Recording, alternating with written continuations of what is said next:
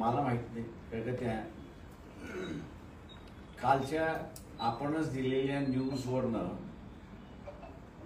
काँग्रेस आणि शिवसेना याच्यामध्ये 15 जागेवरनं वाद आहे. 15 जागेवरनं वाद आहे आणि शिवसेना आणि एनसीपी यांच्यामध्ये 9 जागेवरनं वाद आहे.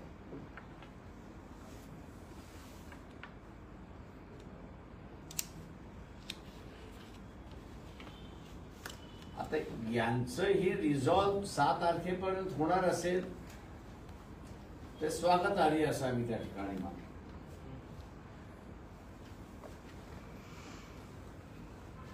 आता आपण म्हटलं होतं स्वतंत्रपणे जर लढलो आपण तर 6 जागा जिंकणार. महाविकास मध्ये आले तर किती जागा मिळतील? महाविकास आघाडीचा मी मागे म्हणालो होतो की एकत्र त्यावेळेच्या परिस्थितीनुसार आपण 40 जागा जिंकू शकतो असं मी त्यावेळेस म्हणालो. मिनिमम 40 जागा. परवा दिवशी मला असं प्रेसने असंच विचारलं की समजा युती झाली नाही असं करून चाला आणि तुम्हाला एकटं लढावं लागलं तर या स्थितीमध्ये तुम्ही किती जागा जिंकू शकता. ते मी त्यांना असं म्हणालो की मिनिमम 6. आणि एकंदरीत परिस्थिती जर बघितली तर ही निवडणूक वंचित बहुजन आघाडी आणि बीजेपी यांच्याच मधला असताना सामना होईल अशी परिस्थिती. बाळासाहेब 6 जागा जर वंचितच्या निवडून येतील तर महाविकास आघाडीच्या जागा किती पडतील वंचितमुळे? त्या जागांचा आकडा किती असेल? मी आपल्याला जे म्हणालो आहे की आम्ही वेगळे लढलो तर महाराष्ट्रामध्ये वंचित वर्सेस बीजेपी अशी लढत आहे आणि अशा लढतीमध्ये कोणाच्या किती पडतील याच्यापेक्षा आम्हाला किती कमी करण्याचा प्रयत्न होईल हा त्याच्यातला भाग. पुन्हा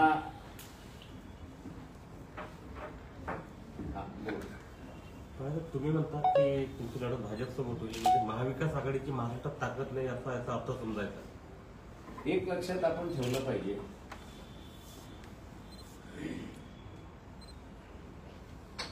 या निवडणुकीच्या अगोदरच्या निवडणुकीपर्यंत शिवसेना आणि बीजेपी यांची युती. तेव्हा बीजेपी 23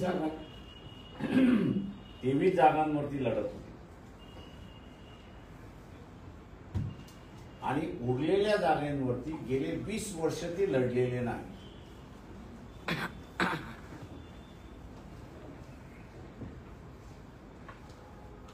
दुसरं असं आहे की काँग्रेस आणि एनसीपी हे सुद्धा 2004 पासून एकत्र लढतायत आहेत अशी परिस्थिती आहे. त्यांचा समझोत्याचा फॉर्म्युला तोच, त्यांचा सीट शेअरिंगचा फॉर्म्युला सुद्धा तोच. त्याच्यामुळे ज्या मतदारसंघामध्ये काँग्रेस लढली नाही तिथे त्यांचं एक्झिस्टन्स फारच कमी आहे आणि ज्या ठिकाणी एनसीपी लढली नाही त्या ठिकाणी त्यांचं एक्झिस्टन्स फारच कमी आहे. आम्ही असणारा त्या सगळ्यांना असं म्हटलंय की ही रियालिटी लक्षात घेऊन तुम्ही आपसातलं सेटलमेंट करा.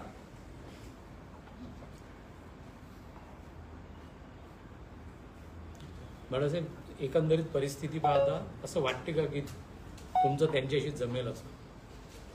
आमचा शेवटपर्यंत जुळवण्याचा प्रयत्न राहणार. बाळासाहेब शरद पवारांनी आता एक स्टेटमेंट केलं की वंचितला 4 ते 5 जागा आम्ही देऊ शकतो.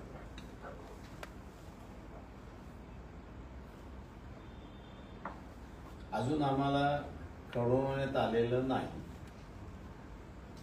आणि माझ्या बाजूलाच असताना डॉक्टर धैर्यवान कोणकर बसलेले तिथे वाटाघाटी चालतात आणि त्यांच्यामुळं संपर्कात आहे.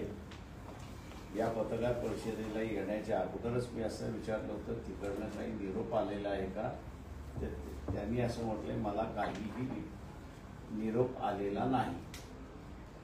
बाहेर जवळपास 3 ते 4 बैठका झाल्या तुमच्या प्रतिनिधी एका बैठकीला आपण दोन बैठका तर 3 झाल्या. 3 झालं. तर बाळासाहेब वंचित महाविकास आघाडीचा घटक आहे की नाही आहे हा संभ्रम अद्यापही आहे महाराष्ट्राला, तर तुम्ही काय सांगाल? तो संभ्रम आम्हालाही आहे की आम्ही निमंत्रक आहोत की घटक आहोत, तो संभ्रम आम्हालाही आहे.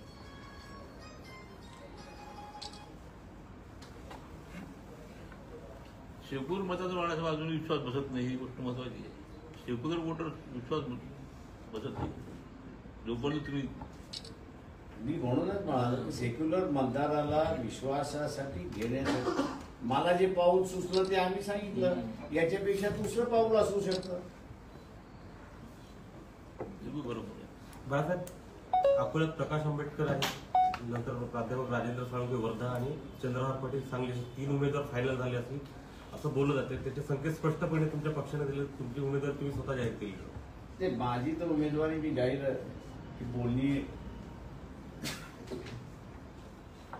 ही बोलणी होण्याच्या अगोदरच जाहीर केली होती.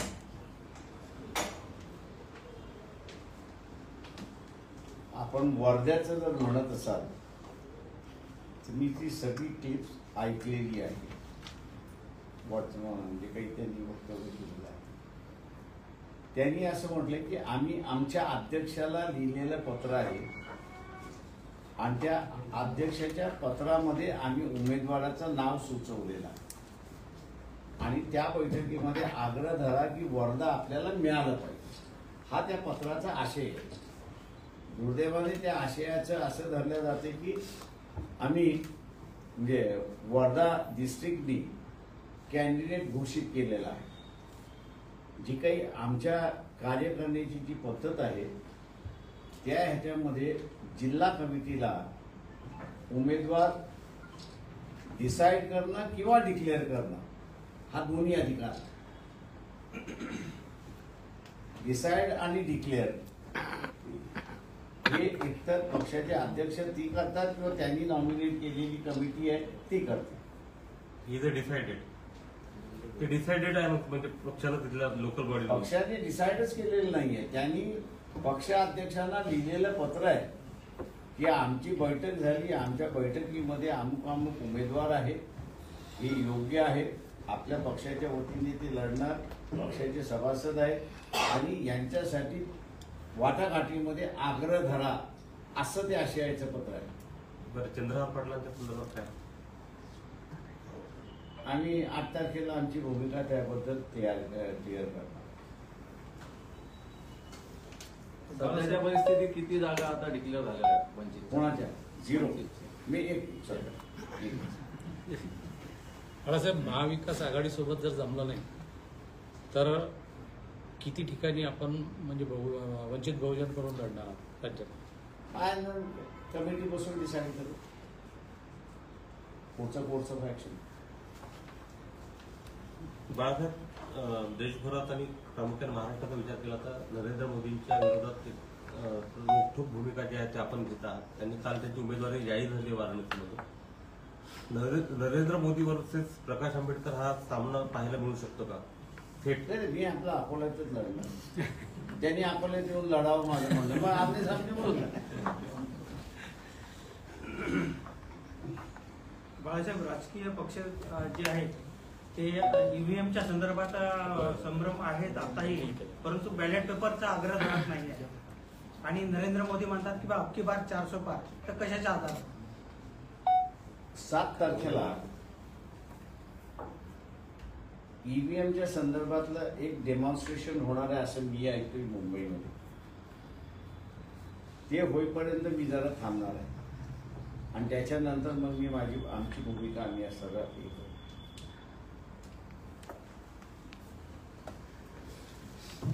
क्लोजर रिपोर्ट जो आहे अजित पवारांच्या त्या केस संदर्भातला तो दाखल करण्याला विरोध केलेला आहे आर्थिक गुन्हे शाखेला ईडीनं.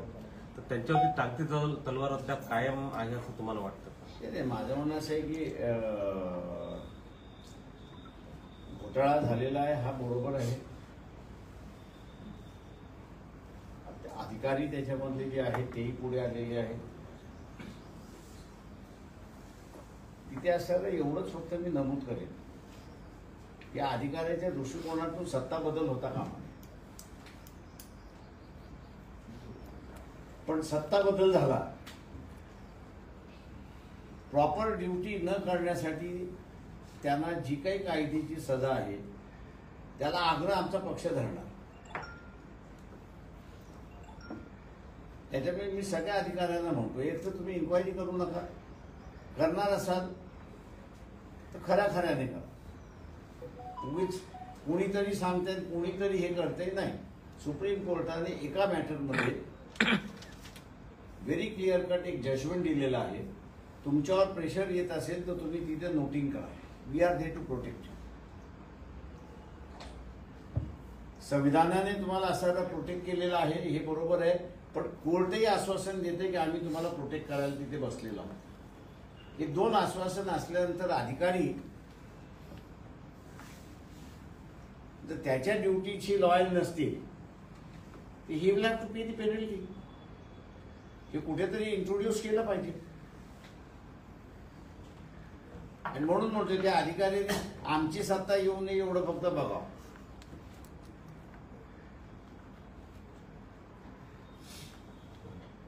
महाविकास आघाडीची मुंबईला ती बैठक आला होणार आहे 6-7 त्याचं निमंत्रण वगैरे काही आलं नाही? बैठकीचं नाही निमंत्रण आलेलं. शरद पवारांनी चर्चेला बोलवलं एवढं निमंत्रण आहे. मी त्या दिवशीच म्हणालो की 6 तारखेचं बैठकीचं शरद पवारांचं निमंत्रण आहे. नाही म्हणजे शरद पवारांचं वैयक्तिक निमंत्रण आहे तुम्हाला की 6 तारखेचं? आता त्यांनी म्हटलं बैठक, त्यांनी म्हटलं आपण भेटता येईल का? म्हटलं भाई म्हटलं भेटता येईल. तारीख 6 तारीख. 6 ना? बाळासाहेब भाजपा म्हणते या बाबकी बार 400 पार आणि आतून जे घाबरलेले आहेत त्याच्यामुळेच अमित शहा अकोल्यात येत आहेत 5 तारखेला. त्याच्या संदर्भात तुमचं काय मत आहे? ते 150 सुद्धा क्रॉस करणार माझा अकोल्याच्या संदर्भात अकोल्यात मी बिहारलाही प्रचाराला गेलो नाही किंवा उत्तर प्रदेशलाही प्रचाराला गेलो नाही. तिथलं 10% मतदान मी इकडनं बसूनच फेडू शकतो. बाई जाण्याची सुद्धा गरज नाही. पवार साहेबांना कुठे भेटणार आहे तुम्ही? मुंबईला? ते अजून ठिकाण मला त्यांनी सांगितलेलं नाही.